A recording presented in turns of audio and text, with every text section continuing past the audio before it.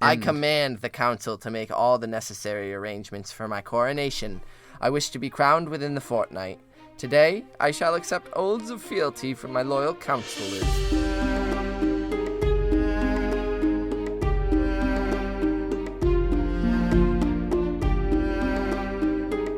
What up, and welcome to another episode of Brotherhood Without Manners, your full spoiler reread podcast of George R.R. Martin's A Song of Ice and Fire series, hosted by two wonderful boys. I'm Nate. This other one over here is Zach. Hey! There he is. We're reading Game of Thrones. We're quickly coming to the end of Game of Thrones. Quickly approaching the end. So, technically when this comes out, the weekend just happened. So how's your weekend that hasn't happened yet? I work on weekends, so... Sucks to be you. My weekend is Tuesday, Wednesday. I'm probably going to get Avengers Endgame finally and watch that with my son this weekend. I still have yet to see it. It's going to be sick.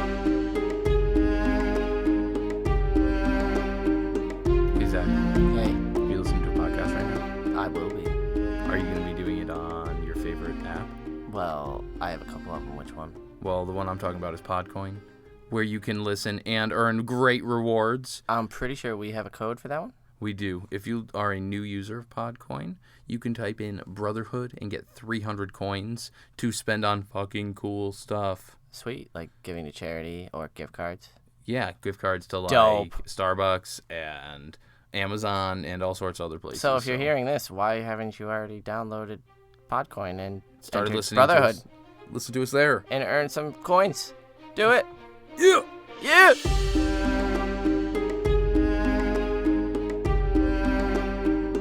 Friday night. So I've seen enough scenes from it though, because I don't care about spoilers. yeah, I haven't seen any spoilers. With but, that, you know. I normally care about spoilers, but I don't care about spoilers with Endgame. Anyway, this well. isn't an Avengers podcast. This is No, a it's Game not. of Thrones podcast. And if you joined us last time, we were reading John 6, and John has decided to say his vows and was assigned to the stewards, which he was not too pleased about. He was At first. quite whiny about, and then Mhm. Sam reminded him that the Lord Commander chose you himself to be his personal steward, so he's essentially grooming you for command, dumbass. And then they went out and said their vows in front of some werewoods. Ghost came back. He had played fetch and returned with a hand. Yeah. And then we're back down into some Ned episodes. Yeah, so last we left Ned, he had a discussion with Littlefinger after Robert was revealed to be dying on his deathbed. He had a discussion with Littlefinger about making the gold cloaks his and needing them, and Littlefinger promised him that it should be done. So we pick up with Eddard 14, our current chapter. And it's no more than maybe the next morning or the following day after that, Yeah, since the last chapter. The gray dawn light is streaming through his windows as hoofbeats awake Lord Eddard Stark from his brief, restless sleep. And so he lifts his head from the table, which he's not even sleeping in a bed. And he's not waking up because of the light on him. It's because of the loud hoofbeats out in the courtyard, where he looks out and sees that there are Lannister men training. Yeah, Just they are training. making their morning ring with swords and are currently riding down mock warriors made of straw. And as he's watching, Sandor Clegane drives one down with his lance on horseback, drives it through the dummy's head, exploding straw and cloth everywhere, and the Lannister men are muttering and joking and cursing. And Ned's wondering if this is all just a show for him.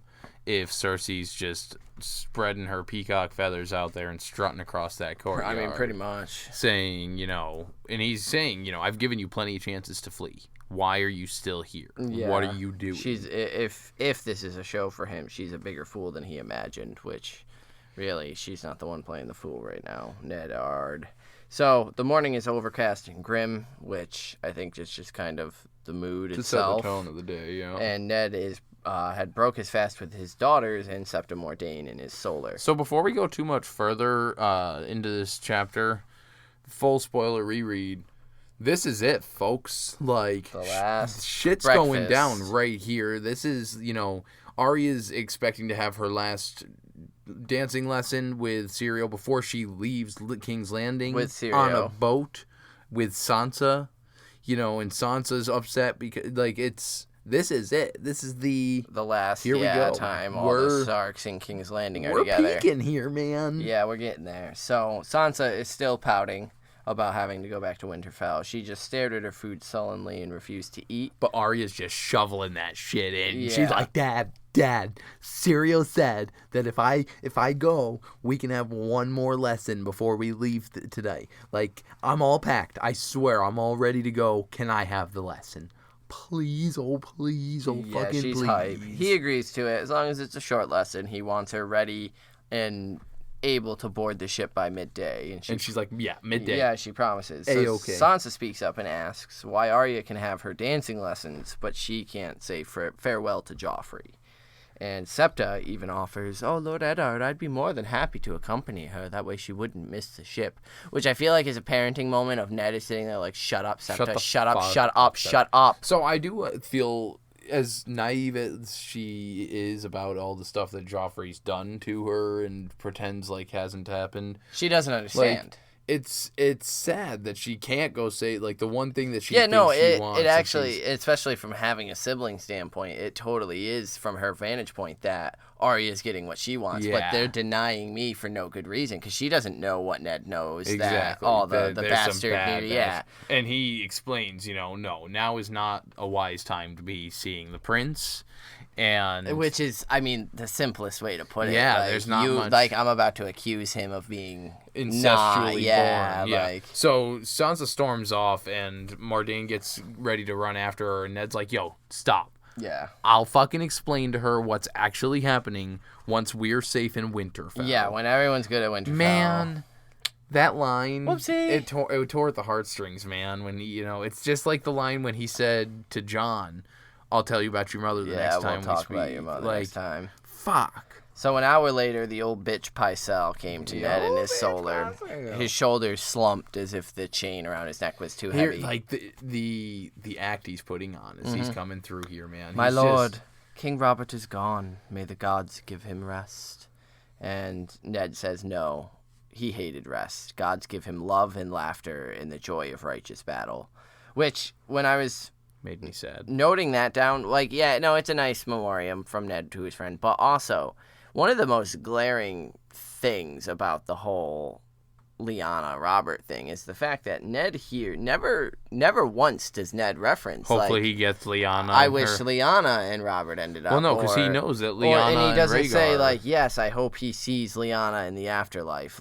No, I wish him love. I wish hopes he finds the love that Robert needs because Lyanna isn't that one. Yeah, and it's just this subtle, continual reminder that these two were not this fairy tale story of the gallant Baratheon trying to reclaim his lost love. It's not that at all. Ned thinks how strangely empty he feels. Yeah. And something died within him. And it's like, well, fucking duh. Yeah, your friend. He expected this visit, but it still hits him hard. Yeah, it was your best buddy from childhood. You grew up with this dude. Not to mention you just lost John the uncle Aaron, the dad figure. And so it says that he would have given all of his titles away to weep, but he was Robert's hand, and the hour he had most dreaded had arrived. And so it's time for some shit to happen. So Ned tells Pycelle, summon the council members here to his solar, as he doesn't know. Do you think that Pycelle is aware of the fact that shit's about to go down? Because now he argues, maybe we should wait until the morning. Almost like I don't really want to be here when you because Ned is sketched out about the council chambers. He doesn't know how secure those are. He knows the tower is secure. And so Pycelle blinks a little kind of astonished and says that perhaps the affairs of the kingdom can keep until the morrow when our grief isn't so fresh. Yeah. So I think mainly he's just trying to stall Ned a little bit and give Cersei time to gather these forces as we know is happening. So Ned, quiet but firm, says, I fear we must convene at once. Yeah. And so Pycelle concedes and sends his servants on their way to fetch the small council members. Yeah, and then he accepts Ned's offer for a chair and a cup of sweet beer, and they wait. And Ser Barristan is the first to answer the summons. Now, is Ser Barristan, other than Ned, the first one to be dismissed off the small council? Or is Renly automatically booted? Well, I'm guessing, yeah, that like. Well, just the order that they're arriving in is interesting. Yeah, I'm kind of thinking it's almost the complicity sandwich, like, because we've got Pycelle, who we know is in the thick of it. Then we get Barristan, who obviously has no clue. Then we get Littlefinger, who's right in the thick of it. Then we get Varys, who is this wild card. Player, yeah, so Barristan shows up, and he's looking gallant as ever. But he says, "My lords, my place is beside the young king. Pray give me leave to attend him." And Ned says, "I'm sorry, Sir Barristan, but your place is here." And Littlefinger arrives next, wearing the same clothing and garb that he had the night before. Dirty boots, like he'd been riding all night. And he says, "My lord," smiling. And he turns to Ned and says that... It said smiling at no one in particular. Yeah, I just like that. Smirking. Like, that's Littlefinger. And he turns to Ned and says, "That little task you set me to is accomplished, Lord Eddard." Man, the lie. Oh, yeah, I just like how... during the reread and being so aware of, because even in like my past rereads, being aware of how soon his lies were going to come to fruition and not putting that lie, like he right here, I was probably like, oh yeah, he's got the guards, cool. Oh shit, that's right, when it turns, but like to see it in play when you're aware of the situation that's unfolding, it's just so like, damn it, Ned. Yeah. Damn it. So, damn it. Varys enters next. In a wash of lavender, he is still pink from his bath, but soundless all the same, and he says, "The little birds sing a grievous song today. The realm weeps. Shall we begin?" And he takes his seat.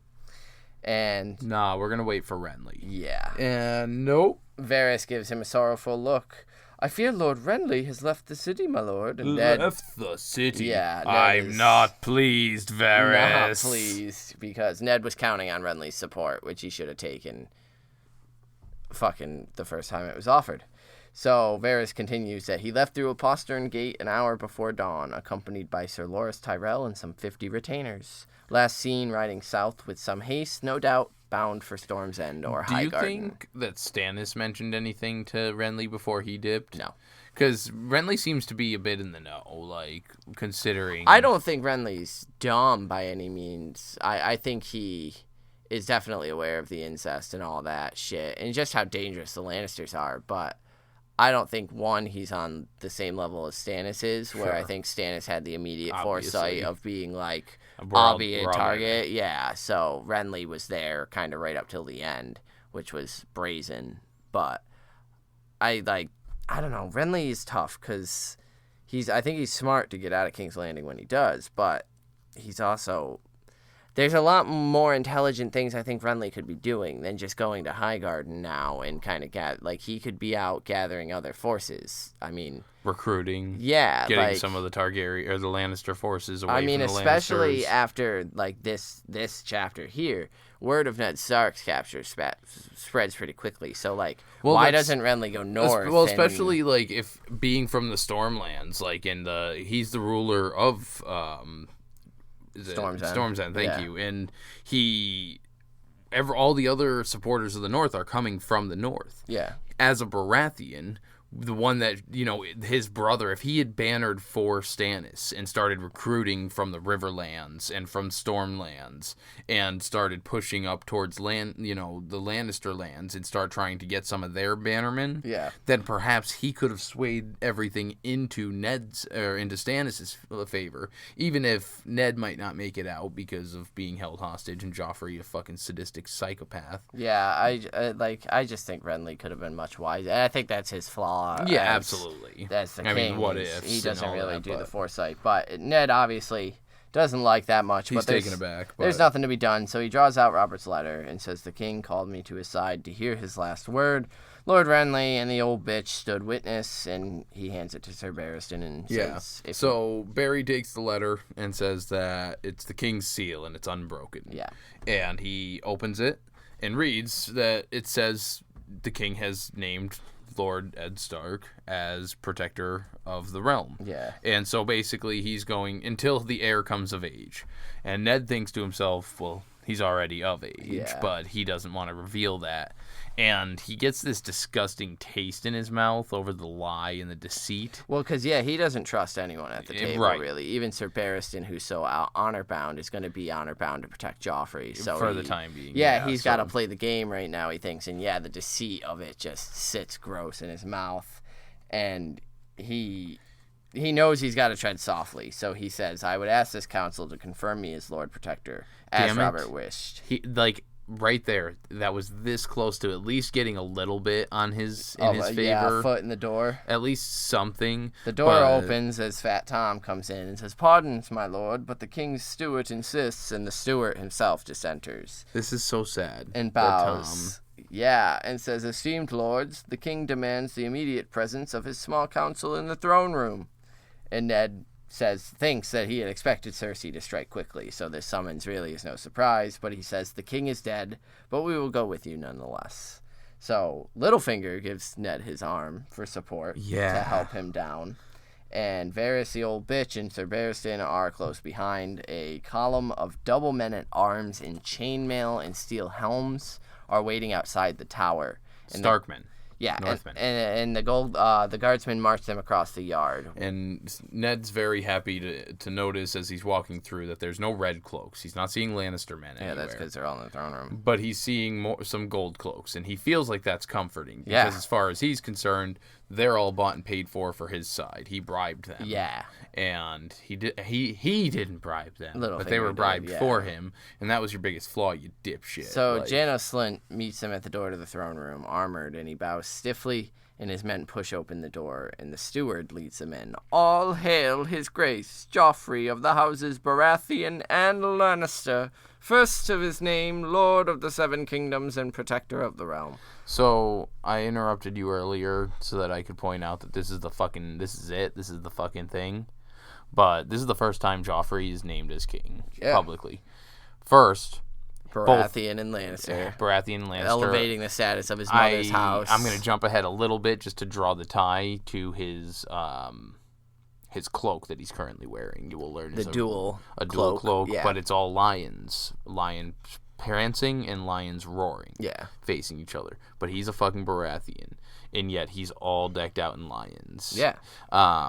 Anyway, this is the tipping point. He's now king. This is it. Even though his coronation hasn't occurred, but the image of Joffrey, up there, slouched on the throne. And then, as we're gonna see, because Ned's gonna start walking through this, and he starts thinking about the last time that he was walking down this hallway when the dragons from old were staring down. He was on horseback with his sword in his hand. Yeah, the Targaryen dragons had watched from the walls as he forced Jaime Lannister down from the throne, and he wonders if Joffrey will step down quite as easily. He wonders if Jaime's son will step down quite as easily. Yeah. So we also get that as Ned is approaching with Littlefinger. 5 Kingsguard, all but Sir Jaime and Sir Barristan, stood in a crescent at the base of the throne, fully armored in their enameled white. Cersei Lannister and her children stood behind Sir Boros and Sir Meryn, and Cersei was dressed in a gown of sea green silk, a gold ring with an emerald the size of an egg on her finger. Nice, beautiful green gem to match her dress. And on her head, a matching tiara. Above them, Joffrey sat amidst the barbs and spikes in a cloth of gold doublet and a red satin cape. Sir Sandor Clegane was at the foot of the throne's steep, narrow stairs, wearing his snarling dog's head helm. So now that you've wonderfully... That's important as well. I just want to point out immediately that the Hound is the Hound here. He's got the helm on. He's the Hound. Yes, he's about ready to fuck shit up. Yeah. So a few things here, because you so wonderfully painted that picture. I'd like to remind that this is the book throne. This is the very tall stairs leading up to this. So just this boy perched up on this fucking nest of a throne, all the way down at the bottom of the stairs, standing there fucking imposing as fuck. Basically the tip of the arrowhead. The biggest man in the room. Yeah. Because the mountain isn't here, so the Hound is the biggest man in the room, with this fucking helm on. And then just below him, because I imagine there's a little flat section and another set of stairs, down there is Cersei and the children, encompassed by the 5 knights of the Kingsguard. Yeah. And Ned hobbling down this walkway, carried by Littlefinger, and so he arrives there. Behind the throne. Oh, right. Then the stood 20 Lannister guardsmen with long swords. But Littlefinger had kept his promise. Idiot. All along the walls, underneath Robert's tapestries of battle and heroism, the city watch stood stiffly, each with an 8-foot-long spear tipped with iron. They outnumbered the Lannisters 5-1. They outnumber you 10-1, Ned. Yeah. So Ned's leg is a blaze of pain as he stops, keeping a hand on Littlefinger's shoulder for support. Joffrey stands. I love how often they're putting the words support and Littlefinger together from Ned, and how much he's it's showing how heavily he's relying on this man. Well, I mean, and I think it's George trying to draw attention to this mistrust constantly. He's supported by Littlefinger. He's completely let his guard down here. And then for Littlefinger here at the end to do well, what that's he does, why. That's what I was going to say. Is I believe that's why he offered him his arm, is so that he would be the have one access who's to right there. absolutely. Yeah, so that way, if like he's got his arm around Ned's back, it's he's not had this weird. quote written in his little book. Oh to fucking yeah, throw he's at Ned been for practicing months. this in the like, mirror right. forever. So Joffrey stands. Yeah. I command the council to make all the necessary arrangements for my coronation. I wish to be crowned within the fortnight. Today I shall accept oaths of fealty from my loyal counselors, the boy proclaimed. I love Ned, like the boy proclaimed. So that was a really good Joffrey. Thanks. And that weirded me out. I don't like that. That was Hit scary. a harder. So, yeah, Joffrey's immediately throwing his weight around like we would expect. Ned pulls out the letter and says, Varys. I had missed mentioning a line that I actually really like because you had mentioned it when he calls him the boy, but he does say the boy who would call himself king. Yeah.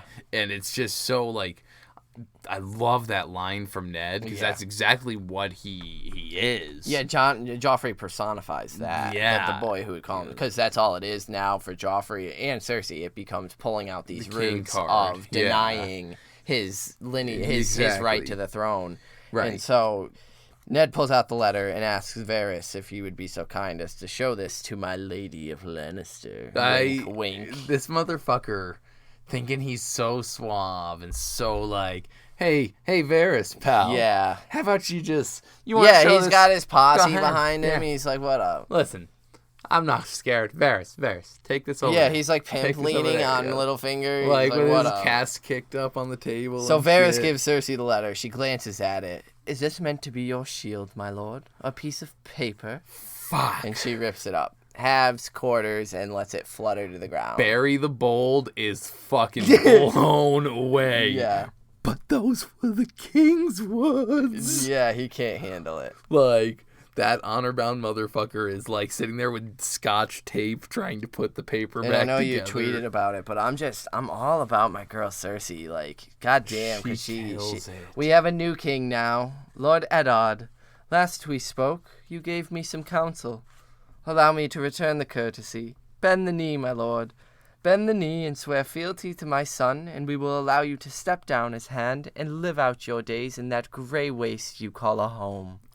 If this were me, I'd have been like, oh, word? Oh, word? All right, King Joffrey. Shit. Listen, who do you think's hand? That's a great hand. That's a good That's hand. a good hand. Name any hand. That's a good hand. I'm going to take that vote right there out of town. You have a good one. I'll be up in the north in the cold. It's very cold. You probably don't want to visit. You do you. We'll do us. Deuce. Unfortunately, Ned Stark does not think like that. Instead, he thinks that Cersei, if she wanted to force the issue right here and now, she leaves him no choice. So he says, your son has no claim to the throne. He sits. Lord Stannis is Robert's heir. True heir. And so Joffrey immediately... Liar! Liar! No! And Myrcella even turns to Cersei and kind of gives a tug and is like, yo, isn't Joffrey king? Like, what's he talking about? Is this man crazy? What's the haps? And Cersei, ignoring Myrcella, you condemn yourself with your own mouth, Lord Stark. Sir Barristan, seize this traitor. And Barristan hesitates. He's like, wait, what's what? And in the blink of an eye, he is surrounded by Stark guardsmen, steel-bared. And so I actually do like it because the book doesn't have it, but the show added where Ned screams out, "Do not do Sir Barristan no harm. Well, He's a good man, a loyal man." They say, because they're surrounding Ned, not Barristan the Bold. Yeah. And because she even commands Barry further at that point to, Well, because, she says, "Now treason moves from words to deeds. You think Sir Barristan stands alone, and the hound draws his sword." And sorry, because I interrupted you anyway, but when Barristan hesitated and the other guards stepped forward, Ned's men came forward also. Yeah. And we're like, whoa, whoa, whoa. And yeah, like you said, Ned was... He says don't bring any harm because once they all step up from what Cersei says and the Hound fucking everybody steps forward. The Hound draws his sword and the Lannister men, the Kingsguard, all kind of take defensive. So Ned's like, damn, you're gonna make me play my hand. But that's when he says Janos Slynt. Well, Joffrey starts screaming, "Oh, right, kill them all! So, I command it." Fucking the first thing he's doing his first is proclamation is kill them, kill. Set up my coronation. Oh, things aren't going to kill them all. I command it on the king. And so Ned calls Janos Slynt, but then he starts saying, let them lay down their arms, because he thinks they're outnumbered. He thinks he's got them. He says, "Take the queen and her children into custody. Do them no harm, but escort them to the royal apartments and keep them there under guard." And so Janos Slynt calls the men of the watch, and they all and get ready and lower their shields and close in a little bit. And Ned begins to say to Cersei, "I want no bloodshed. Tell your men to lay down their swords. No one need." And then poor fat Tom gets killed. Yeah, the nearest gold cloak drives his spear through Fat Tom's back, and the sword falls from his hand, and he's dead before he hits the floor. So Cain and the other one there go straight into defense mode. Ned tried to shout, but it was too late. Janos Slynt himself slashed open Varley's throat. Varley, that's who it was. And then Cain was fighting some motherfuckers off, and the Hound himself comes up, and I like to think of how savage and battle aware the Hound is. Oh, yeah. Cain is fucking shit up on his own. He chops his sword hand off. Yep. Just the hand. And then cleaves that motherfucker, I imagine in the neck area, down through the chest. Yeah, opened him shoulder to breastbone. And poor Ned doesn't... I mean, his leg's fucked from the last time he got messed up by a horse. Well, that's it. That's why the Hound immediately went for Cain, is because Ned Stark is no threat. And so Ned Stark wouldn't be a threat to the Hound Cain anyway. had managed to fight off a couple attackers. So as his men died around him, Littlefinger slid Ned Stark's dagger from its sheath and shoved it up under his chin. His smile was apologetic. Unapologetic.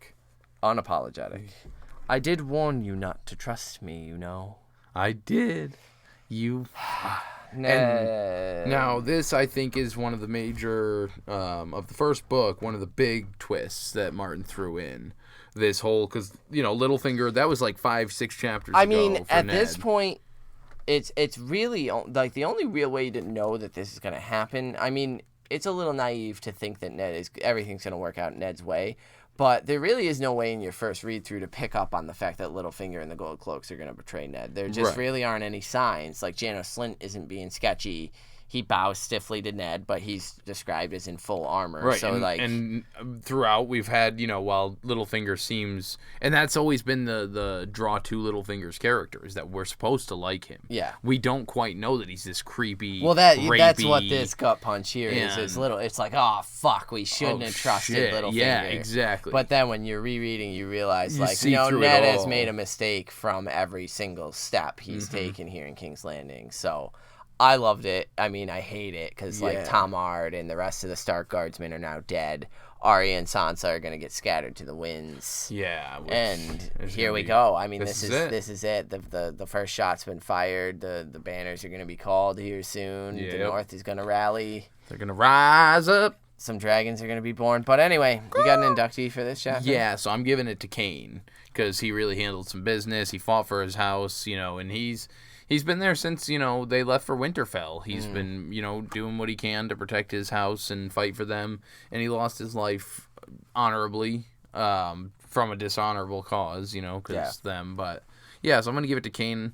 I suppose I can couple, Valen or Varin. I don't even remember his fucking name. The one that Janos Slint cut his throat. Oh, Varley. Yeah. Chris Varley, right. Chris Varley. Because we made that joke that other one. So I guess I can couple that because they're kind of the last named guardsmen of Ned Stark. And so we'll bring him in. Yeah. I was going to bring Fat Tom, but I brought him in already. I suppose he can couple in. We'll bring in House Starks, the little three dead posse. Ones, though. The three posse there, yeah. So they're 3 level ones. We'll get, Stoneheart to bring him back. Truth. So. Yours? This one's hard. It is like, tough. I could go, with Cersei. I almost went with dominate. Cersei and Joffrey himself. But I think I'm going to give it to Sir Barristan. Yeah, bury the bull! Because of his shock of, like, the King's word. Like, because that's just how you can tell how honor-driven he... Like, and, like, I thought about it with this reread, too. Like, that was, like, the last thing Robert really said. Like, there was a smear of his blood on there. Like, that was a pretty significant, important paper in both the history of the kingdom and to, like, Ned Stark. Like, that was the last thing him and his friend discussed. Yeah, so, and like... Cersei just fucking... And, yeah, so Barristan's reaction to it, of, like, like, that was the king... Like, the king's words. What do you... And then he hesitates. So, like, he didn't immediately go at Ned. He was conflicted, and he'll get canned for it, but... He ends up with a better ruler than Joffrey anyway. Beard. But, yeah, I really just... And the way he arrived at the small council meeting, just saying, like, my place is with the king. Like, that's what I'm supposed to do. It shows that Ned is correct in his assessment of Barristan, at least, in that Barristan is so honor-bound. I don't think he probably would have hesitated had Ned given the command and first. That's what the nice thing about that hesitation is the fact that he clearly wasn't aware of the city guard. He wasn't aware of any of that shit about to happen. And so it was... Yeah, he's shocked about all things here. And I think the Lannisters were aware of it, too. That's why he's not in. Yeah, because he would absolutely be honor-bound to tell the Hand. And, well, because he's got to protect the king. Yeah. And then once if he was to find out... If he was the one that was going around with Jon Arryn instead of Stannis, he found out about the incest... He'd have been like, dang, kid, like... That's a paddling. I'm going to tell your king. Like, I have to tell the king. Oh, yeah, no, Robert would have known pretty soon. It's crazy. So, yeah, Sir Barristan. Anyway, those are our thoughts. It was great. It's a good chapter. Unfortunately, things all now fall apart.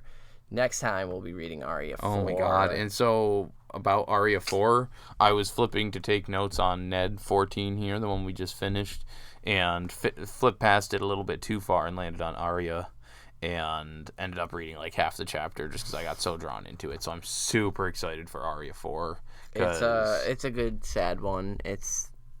Things are changing. It's the potential death of a loved character, or the potential disappearance. I just mean it's sad in the separation. Well, because she's expecting, at the end of this day, to be getting on a ship with Syria, going home with her father, with her sister. I mean, not her father quite yet. Yeah, and now her father's going to be in prison, and Syria is going to be killed or missing, whatever, and it's just all downhill. So, join us for that.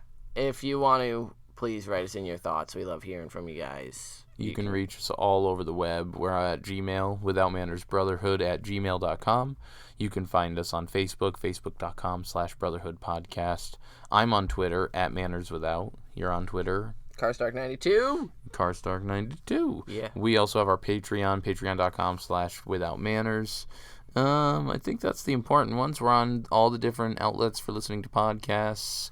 Stitcher, Breaker, Apple Podcasts, Spotify there, Google Podcasts. Spotify. Leave us some reviews, rate us, subscribe everywhere you can. We always appreciate it. It helps us out quite a bit. And we can always, get back to you as soon as you get to us. We love hearing from you. Join us for this reread because, it's getting... Yeah, we're just about there. We're wrapping up the first Game of Thrones, and then we're going to be moving on to a Clash of Kings, a Cache of Kings. A Cache of Kings. A cache fall of kings. I mean, there is a cacophony of them. So. Cacophonous cache fall of kings. A cacophony clash of Clash of Kings. I'm done with you. Valor to Harris. Peace.